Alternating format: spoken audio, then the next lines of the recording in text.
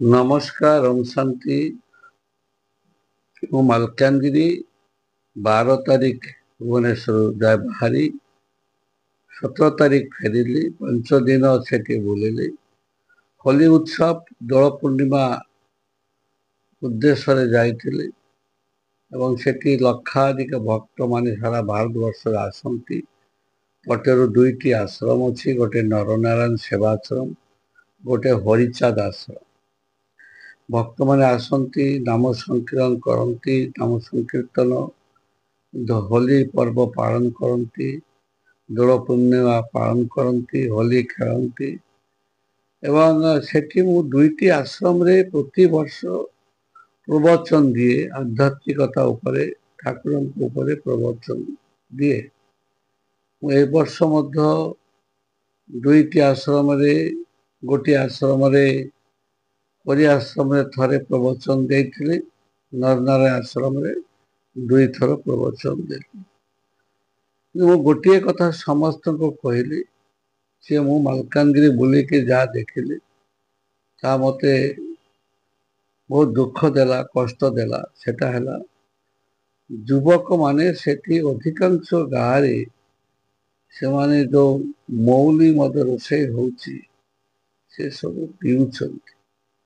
ଏହା ଦ୍ୱାରା ଯୁବ ଶକ୍ତି କ୍ଷୀଣ ହେଉଛି, କାରଣ ମୌଲି ମଦ ଭିତରେ ଅଲ୍ କ୍ଲିୟର ମିଶା ଯାଉଛି। ଅଲ୍ କ୍ଲିୟର ମାନେ ଯଦି ଘାସ ମାରା ଔଷଧ ଦେଇକରି ମୌଲି ମଦ ତିଆରି ହୁଏ, ସେ ମଦ ପାନ କଲେ ତା କିଡନୀ ଖରାପ ହେବାଟା ସୁନିଶ୍ଚିତ। ସେଥିପାଇଁ ମାଲକାନଗିରିରେ ଶହ ଶହ ହଜାର ହଜାର ଯୁବକଙ୍କର ଅକାଳ ମୃତ୍ୟୁ ହେଉଛି। ମୁଁ ତାଙ୍କୁ କହିଲି, ଦେଖ, ଯଦି କାହାର ମଦ ପିଇବାର ଅଛି ପିଅ, କିନ୍ତୁ ବାହାଚୁରା ହୁଅ ନାହିଁ। ବାହା ହେଇକରି 2 ବର୍ଷ 3 ବର୍ଷ ପରେ ସ୍ତ୍ରୀଟା ବିଧବା ହବ, ଗୋଟିଏ 2ଟା ଛୁଆ ଛାଡ଼ିକି ତମେ ଯିବ, ଦାଣ୍ଡର ଭିକାରୀ ହେବେ। ତେଣୁ ମାଲକାନଗିରି ଜିଲ୍ଲା ସମ୍ପୂର୍ଣ୍ଣ ନିଶାମୁକ୍ତ ହଉ, ଏହା ହିଁ ମୁଁ ଚାହୁଁଛି। ଅନ୍ୟ ବାଟେ ମାଲକାନଗିରିର ଡେଭଲପମେଣ୍ଟ ବହୁତ କିଛି ହେଇଛି, ଯାହା ମୁଁ କରିକି ଆସିଥିଲି।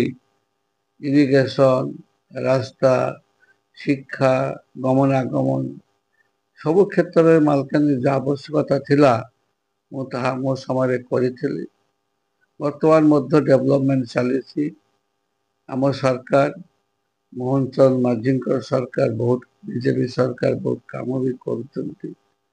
ସେଥିପାଇଁ ମୋହନ ଚରଣ ମାଝୀ ଏବଂ ତାଙ୍କର ଅନ୍ୟାନ୍ୟ ମନ୍ତ୍ରିମଣ୍ଡଳ ସଦସ୍ୟମାନଙ୍କୁ ଧନ୍ୟବାଦ ଦେବି। ନିୟମିତ ମାଲକାନଗିରି ଯାଉଛନ୍ତି। ସ୍ଥାନୀୟ ବିଧାୟକ ମଧ୍ୟ କାର୍ଯ୍ୟ କରୁଛନ୍ତି, ସାଂସଦ ମଧ୍ୟ କାର୍ଯ୍ୟ କରୁଛନ୍ତି। କିନ୍ତୁ ଆମକୁ ସମସ୍ତଙ୍କୁ ଏକସାଥେ ମିଳି ମାଲକାନଗିରି ଜିଲ୍ଲାକୁ ସମ୍ପୂର୍ଣ୍ଣ ନିଶାମୁକ୍ତ ଜିଲ୍ଲା କଲେ ମାଲକାନଗିରି ଜିଲ୍ଲା ଓଡ଼ିଶାର 1 ନମ୍ବର ଜିଲ୍ଲା ହେଇପାରିବ। ଏ ବିଷୟ ମୁଁ ଜିଲ୍ଲାପାଳଙ୍କ ସହିତ ମଧ୍ୟ ଆଲୋଚନା କରିଛି। ସାମ୍ବାଦିକ ବନ୍ଧୁମାନଙ୍କୁ ମଧ୍ୟ କହିଛି। ସମସ୍ତେ ମିଶି ସଚେତନ ଆୱାରନେସ୍ କରିବାକୁ ପଡ଼ିବ ଯେ ମଦ୍ୟପାନ ନୁହେଁ, ସେଟା ହେଉଛି ବିଷପାନ। ସେଥିରୁ ଦୂରେଇ ରହିବା ଦରକାର।